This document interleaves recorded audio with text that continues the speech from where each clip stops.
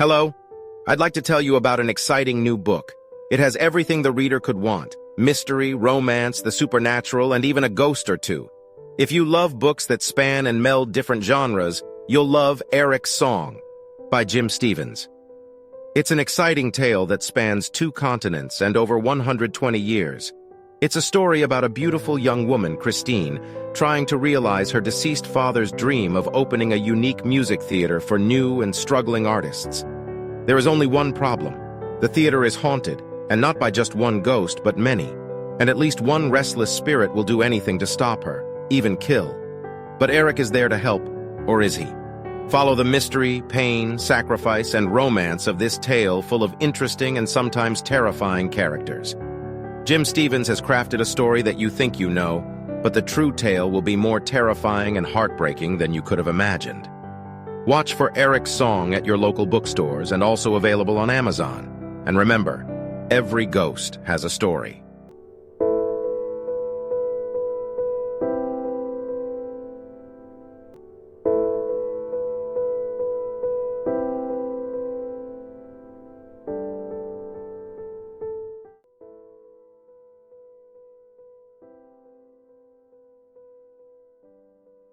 The building seemed to exhale as the dust in the air began slow, liquid movements through the diffused light. The shapeless shadow settled again in the upper corner of the room. It shrank, seemingly to draw itself inward upon itself before flattening along the molding to become a dark outline amongst the rest of the shadows. Once again, there came a small pattering sound directly beneath its resting place, barely audible in the restored calm of the room. It was the sound of tiny droplets of blood hitting the floor. She turned her attention back to the dark doorway above. The hallway beyond was faintly lit but clearly visible. It was as though someone had pulled a black curtain away, revealing the area that had been hidden a moment before. The men's voices drew her attention as they headed for the stairs to the upper level. The men paused after taking several steps up the staircase to allow Christine to catch up. Stacy clapped his hands together with a barking noise that echoed in the room. He turned and hunched his shoulders toward the couple standing several steps below. "Oh, I forgot to tell you the most interesting tidbit of all." He lowered his voice. "It's haunted," he said. The inspector stopped in front of the bassinet, blocking it from view. He stood looking down for a moment, the fingers of his right hand moving as if drumming against an invisible surface. He kneeled and moved the blanket aside. The 3 others watched the inspector's shoulders stiffen and move back several inches, instinctively retreating from what he was seeing. He slowly covered the bassinet with the blanket and visibly drew a breath before standing. He walked back to the group. His face was pale and he appeared visibly shaken. A few seconds passed before he looked at Furman and said, "Since you have vouched for Madame and offered assurances that the infant will be cared for appropriately, I shall consider the incident closed." "I most certainly do, Inspector," Furman stated in a stern voice. The inspector turned to the young officer. "Come, Marius. We'll conclude the official report." The 2 men took a few steps to leave.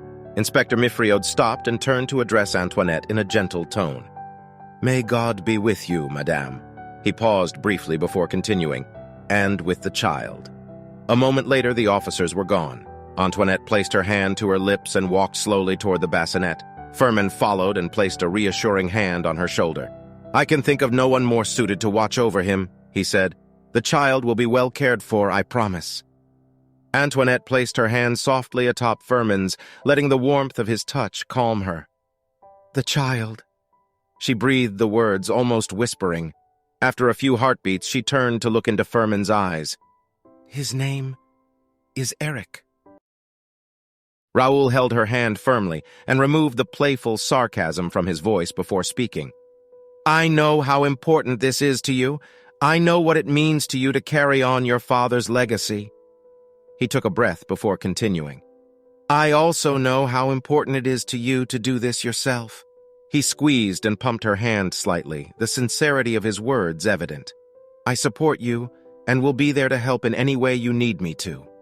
She looked directly into his eyes and held her gaze there for a long moment, allowing herself to feel the pounding in her chest.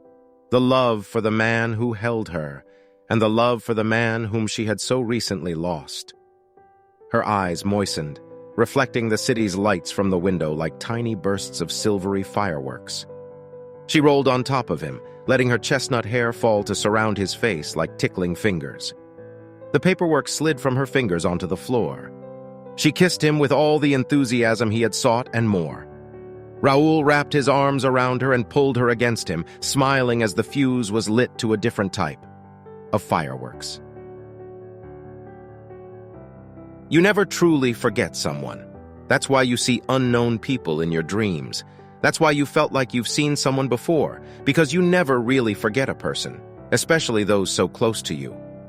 They are forever imprinted in your heart and soul, in every life, and in every world, every universe. And those never change. They always stay the same. They'll always be with you. And when it all stops, your memories stop with them, making them forever enclosed and frozen within you, your heart, your soul, and your body. Even the darkest of beings, when lying upon their deathbeds, stare out into the void, hoping to glimpse the beauty adorned in white. The lethal blow that struck me down wasn't a blade, but the beauty the living neglected to see. I've learned when vision clouds, that mirage of joy remains, though sometimes stained with its own mistakes. There was a sound from the other side of the stage. It was soft, like a whisper. Erik turned his head and gazed across the room, as if looking far into a distant horizon. Neil saw it first. Initially, it was formless, just a glow like an evening mist in the dim headlights of a faraway car. Neil moved closer to Christine and placed his hand gently on her arm. He drew in a breath and held it as the glow slowly solidified into the shape of a child, a little girl, perhaps 10 years old. Even from this distance, it was clear the dress she wore was scorched and torn. Her eyes were like pools of black ink, glistening in a burned and ruined face. Erik stepped onto the stage, first glancing back at the two living souls huddled closely together, then back to the child. He took slow and even steps till he stood beside her. She turned her face upward to meet his. He spoke more softly as he considered the child. To most, death is but a notion, an intangible inevitability that excites the imagination. That is, when it isn't close to them. He bent down to bring his face level with the silent figure. Her glistening eyes followed his movement. It always seems so far off when life is full of restless wonder. Then it strikes with fire and steel, revealing what the living mind could never hope to grasp. The tiny figure raised her hand to touch him, but as her hand met with the gray of Erik's face, her form faded into nothingness, like fog blown and scattered away by the wind. Erik stood and looked at them. That's how death was for me, and how my existence is now. Erik turned reddened eyes toward his mother. Hope is when you hurt your knee badly and you want to walk again as soon as possible. Hope is when someone breaks your heart and you need to believe that it will mend. Hope is when there's war and you feel that everything that was destroyed will be restored, exactly like it was, and that it's the last war the world would witness. He shook with the weight of his words, letting the tears fall freely now. Hope follows bad things. When we hope, it means something went wrong. No more than a week old by my estimation, said the doctor. The extent and severity of the deformities, and that the woman whom we presume is the mother is dead. I doubt any family members will step forward to claim the child. The soft, melodic baby's cry again drifted through the door and into the room. It hung there like the resonating notes of a song. Every person in the room stopped talking and turned to look unblinkingly at the doorway as if mesmerized by an orator's speech. There was no fear in the sound, no pain, yet it summoned feelings of loneliness and want from every one of them.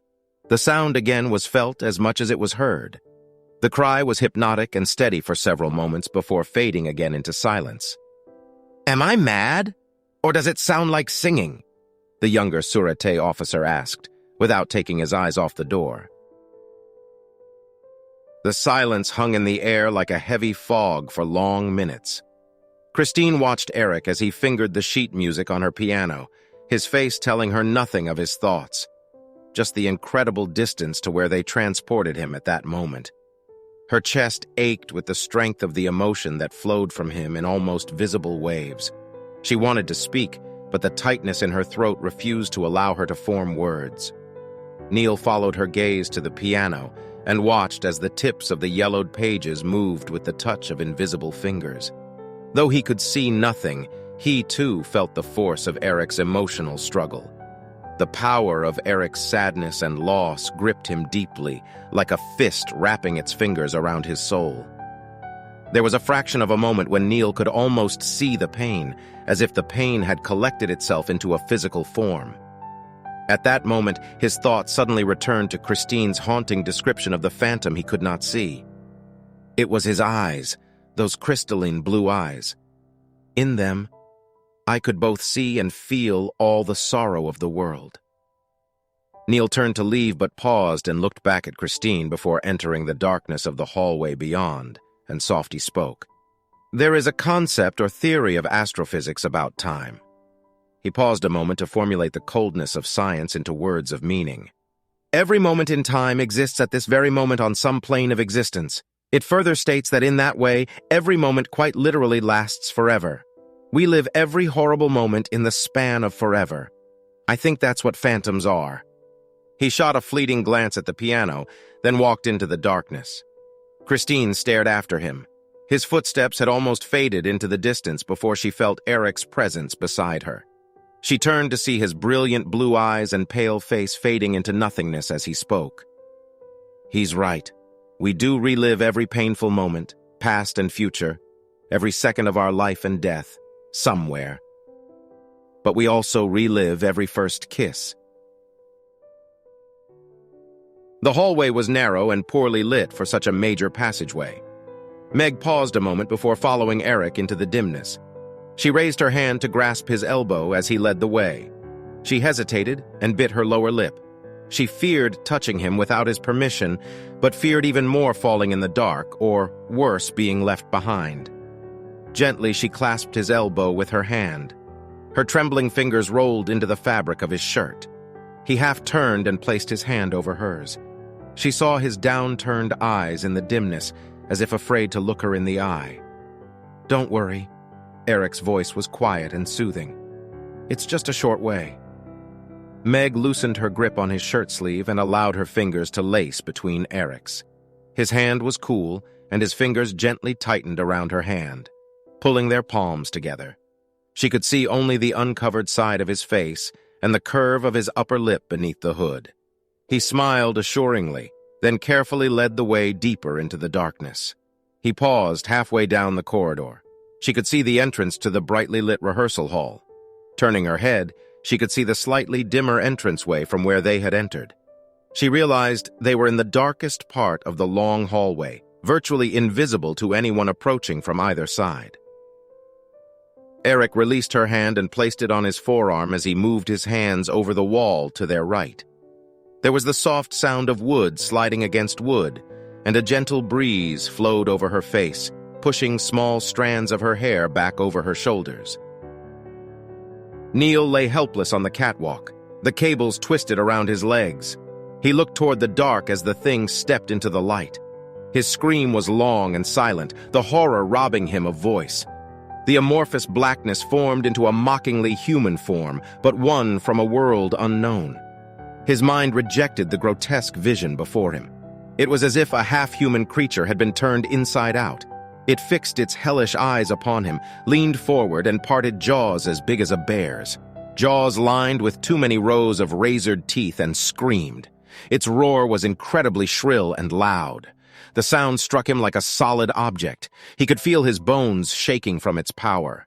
Tears rolled off his cheeks in sheets of wetness. He knew death had found him, and hell was where they were going.